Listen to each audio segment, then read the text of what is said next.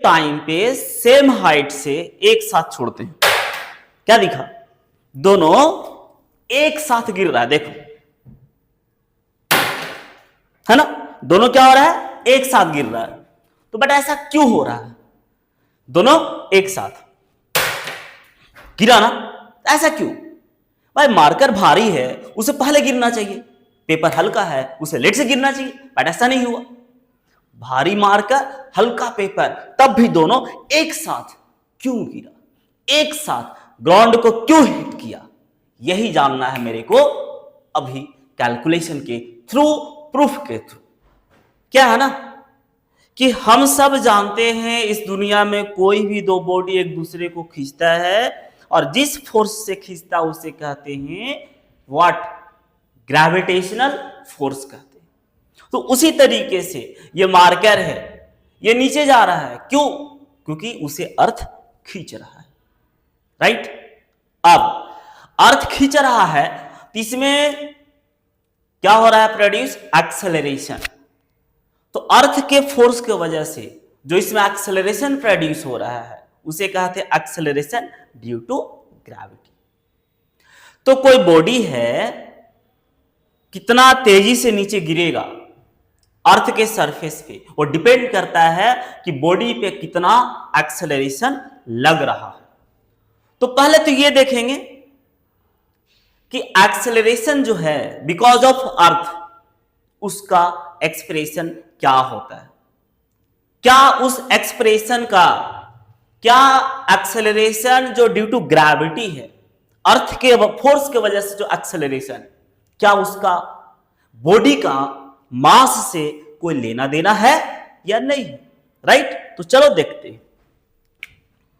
यह है मान लो अर्थ, क्या है? अर्थ। और ये मान लो कोई बॉडी है, इसका मास हम ले लिए m, ये कोई भी बॉडी है, और इसका मास ले लिए कैपिटल M। क्लियर है? चलो, अब सबको पता है कि जब अर्थ किसी बॉडी को अपने तरफ खींचता है तो वो होता है ग्रेविटेशनल फोर्स, और उसका फॉर्मूला क्या है दोनों के बीच फोर्स का? तो F equal to gravitational constant G, mass of earth, mass of body object, और बाई दोनों के बीच का डिस्टेंस, उसका स्क्वायर। ये हो गया। क्लियर है ना? तो ये है the force for getting the gravitational force between two bodies. Now एक और फॉर्मूला होता है फोर्स का, force equal to mass into acceleration. ये कहां से आया? तो from Newton's second law of motion, right? है ना? अब फोर्स, मास, ये ए जो है एक्सेलरेशन है, लेकिन हम लोग नॉर्मल एक्सेलरेशन की बात तो नहीं कर रहे हैं ना। यहां पे फोर्स जो है ग्रेविटी वाला है, तो acceleration due to gravity use करेंगे। तो यहां पे ए को हटा के जी लिखेंगे। ए एक्सेलरेशन और जी, ये दोनों एक्सेलरेशन देगा, बट हम यहां पे जी यूज कर रहे हैं क्योंकि हमें चाहिए एक्सेलरेशन ड्यू टू ग्रेविटी। अब क्या हुआ? ये एक्सप्रेशन फोर्स के इक्वल है और ये एक्सप्रेशन फोर्स का इक्वल है, दोनों ही एक्सप्रेशन फोर्स के इक्वल है। तो हम क्या करते हैं? दोनों को इक्वेट कर देते हैं।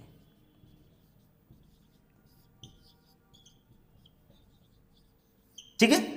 तो बॉडी का मास कैंसल आउट हो गया, तो हमारा जी का वैल्यू कितना आ गया? G equal to gravitational constant mass of earth by square of the distance between them.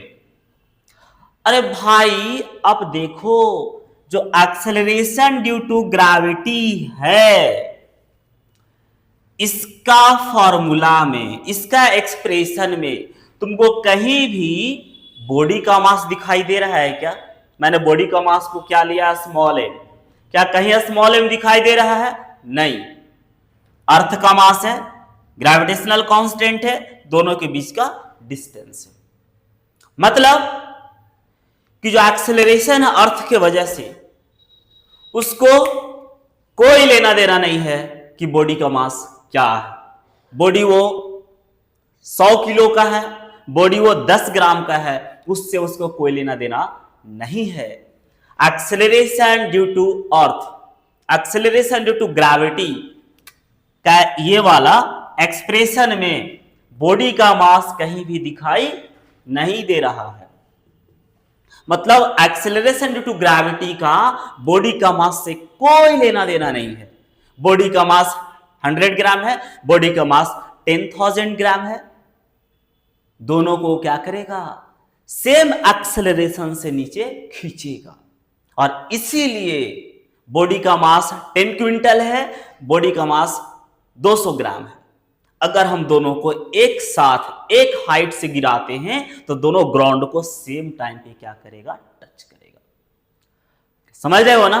अगर क्या करते हैं, हम 1 क्विंटल का एक बड़ा सा पत्थर उठाते हैं और एक सिर्फ और सिर्फ क्या करते हैं, कॉटन ले लेते हैं 2 ग्राम का, और दोनों को सेम हाइट से सेम टाइम पे गिराएंगे तो दोनों ग्राउंड को एक ही टाइम पे टच करेगा। क्यों?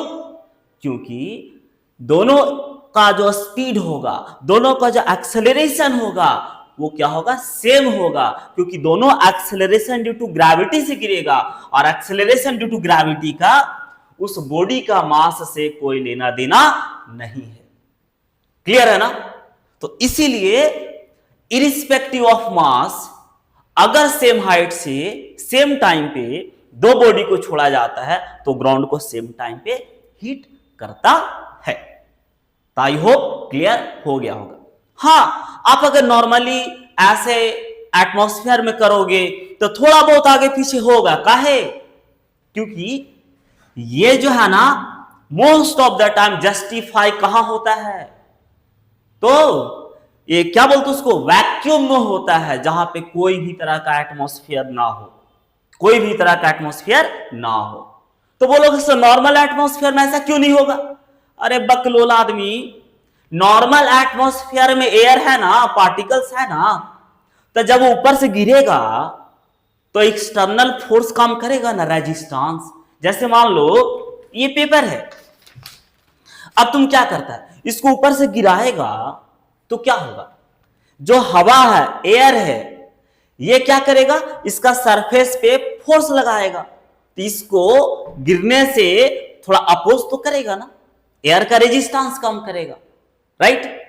अब मार्कर है और ये है, दोनों को वैक्यूम में गिराएंगे तो सेम टाइम पे गिरेगा, क्योंकि वहां कोई एटमॉस्फेयर नहीं है, कोई रेजिस्टेंस नहीं है।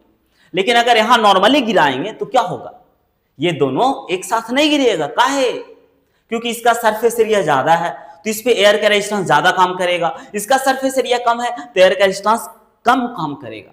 तो क्या होगा, ये पहले गिरेगा, देखो गिर गया, ये अभी गिर ही रहा है। तो सुनो, एक्सेलरेशन ड्यू टू ग्रेविटी मास पे डिपेंड नहीं करता है। 10 क्विंटल का लो, 10 ग्राम का लो, दोनों को सेम टाइम पे छोड़ो, सेम हाइट से सेम टाइम पे हिट करेगा ग्राउंड को। लेकिन कंडीशन है वहां पे कोई एटमॉस्फेयर होना नहीं चाहिए। अगर एटमॉस्फेयर है तो ये फिर काम नहीं करेगा। काहे? क्योंकि जिसका सरफेस एरिया ज्यादा है उस पे फोर्स ज्यादा लगेगा, एयर का रेजिस्टेंस, और जिसका सरफेस एरिया कम है उस पे फोर्स कम लगेगा, एयर का रेजिस्टेंस। तो जिसका सरफेस एरिया कम है, एयर का रेजिस्टेंस कम लगेगा तो पहले गिर जाएगा, और जिसका सरफेस एरिया ज्यादा है उसका रेजिस्टेंस ज्यादा होगा एयर का, तो वो लेट से गिरेगा। लेकिन क्लियर है? आई होप क्लियर हुआ होगा। मिलते हैं फिर, बाय, जय हिंद।